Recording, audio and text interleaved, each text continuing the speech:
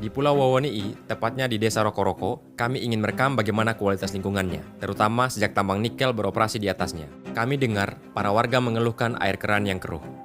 Tanggapan saya, Pak, harus dicabut ini perusahaan. Iya, hanya itu satu-satunya kita punya tanggapan. Harus dicabut iupnya ini. Di bawah ini kan lumpur.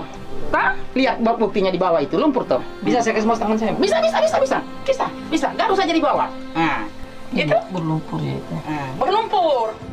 Lalu beberapa warga lain mengajak kami melihat pemandangan air keruh yang lebih mengerikan.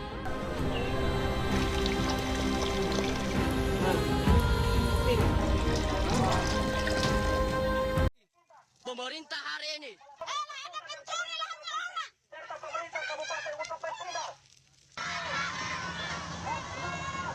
10 years after the Flint, Michigan water crisis, residents are still struggling with physical and mental health repercussions. Let me tell you more about this. 10 years ago, in order to save money, the town of Flint, which is largely low-income and African-American, changed its source of drinking water from the Detroit Water and Sewerage Department to water from the Flint River, which exposed its residents to lead-poisoned water. Despite the concerns of the community, state officials repeatedly dismissed their health claims and reassured them that the water was safe. But it was only after independent testing that a formal investigation was conducted. Today, the victims of the water crisis are still waiting to receive their shares of the $626 million settlement that was awarded to them, still waiting for their yards and sidewalks to be restored after the service lines were replaced, and several homeowners are still waiting to have their water pipes changed. In March, a federal judge held the city of Flint in contempt for repeatedly missing deadlines to complete this work. Assalamualaikum warahmatullahi wabarakatuh. Perkenalkan, saya Indah Purnamasari dengan NIM B1B123057. Pada video ini saya akan membahas dua kasus konflik lingkungan, yaitu konflik tambang nikel di Pulau Wawoni, Sulawesi Tenggara sebagai kasus Indonesia dan krisis air Flint di Michigan, Amerika Serikat sebagai kasus global. Saya memilih kedua kasus ini karena sama-sama menunjukkan bagaimana pengelolaan sumber daya alam yang kurang memperhatikan aspek lingkungan dan kepentingan masyarakat dapat menimbulkan konflik yang berkepanjangan. Selain itu, kedua kasus juga memiliki upaya mitigasi yang menarik untuk dianalisis dan dibandingkan. Baiklah, selanjutnya itu penyajian kasus konflik lingkungan Indonesia.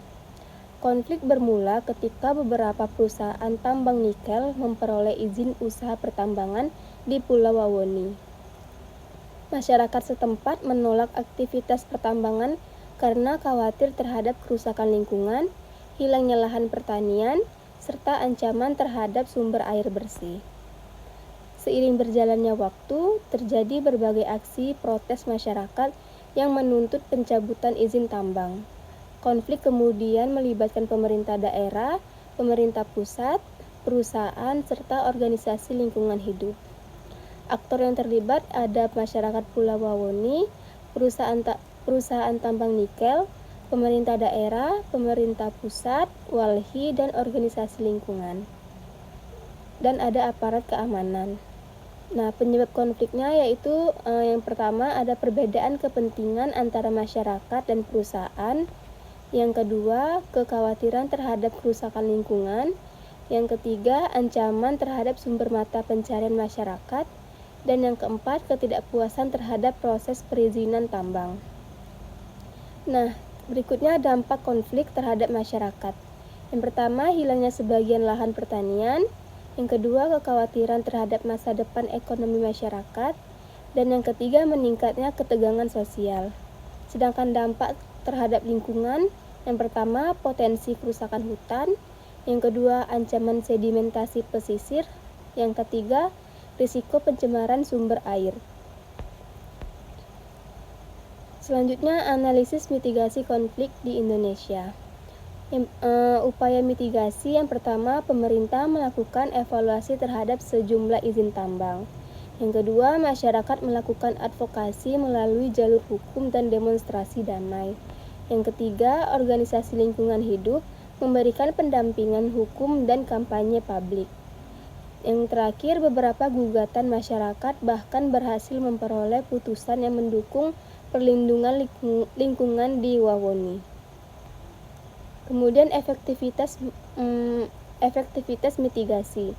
Yang pertama, upaya mitigasi cukup berhasil dalam meningkatkan perhatian publik dan mendorong evaluasi izin tambang.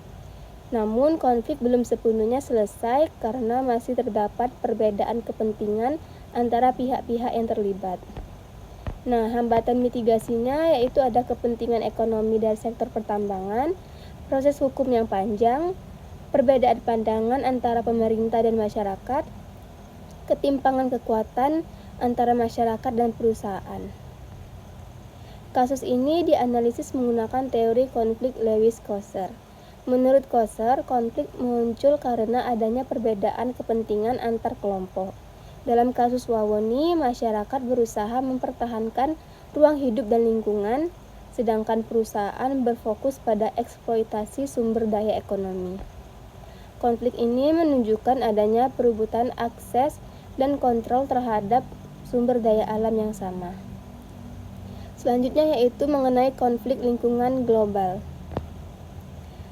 Pada tahun 2014, pemerintah Kota Flint mengganti sumber air untuk menghemat biaya operasional. Namun, air dari Sungai Flint tidak diolah dengan perlindungan anti korosi yang memadai sehingga menyebabkan timbal dari pipa masuk ke air minum masyarakat. Warga mulai mengeluhkan perubahan warna, bau, dan rasa air. Penelitian kemudian menunjukkan tingginya kadar timbal yang membahayakan kesehatan masyarakat. Aktor yang terlibat ada pemerintah Kota Flint, pemerintah negara bagian Michigan, warga Flint, EPA, CDC, dan organisasi masyarakat sipil. Nah, dampak konflik terhadap masyarakat yang pertama ada gangguan kesehatan, yang kedua paparan timbal pada anak-anak, yang ketiga hilangnya kepercayaan masyarakat terhadap pemerintah.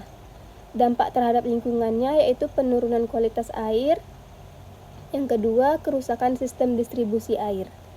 Upaya mitigasi yang dilakukan yaitu pergantian sumber air, penggantian pipa yang tercemar, dan distribusi air bersih kepada warga dan program kesehatan dan pemantauan kualitas air serta investigasi terhadap pejabat yang bertanggung jawab. Selanjutnya, analisis perbandingan mitigasi konflik. Penyebab konflik di Wawoni disebabkan oleh eksploitasi sumber daya tambang, sedangkan Flint disebabkan oleh kesalahan pengelolaan sumber daya air. Aktor yang terlibat, Wawoni melibatkan masyarakat, perusahaan, dan pemerintah, sedangkan Flint melibatkan masyarakat dan pemerintah sebagai sektor utama. Nah, strategi mitigasinya, Wawoni lebih banyak menggunakan advokasi hukum dan gerakan sosial, sedangkan Flint menggunakan perbaikan infrastruktur dan kebijakan publik. Dan peran pemerintah dan masyarakat. Pada kedua kasus, pemerintah memiliki peran penting dalam penyelesaian konflik. Masyarakat menjadi aktor utama dalam mendorong perubahan kebijakan.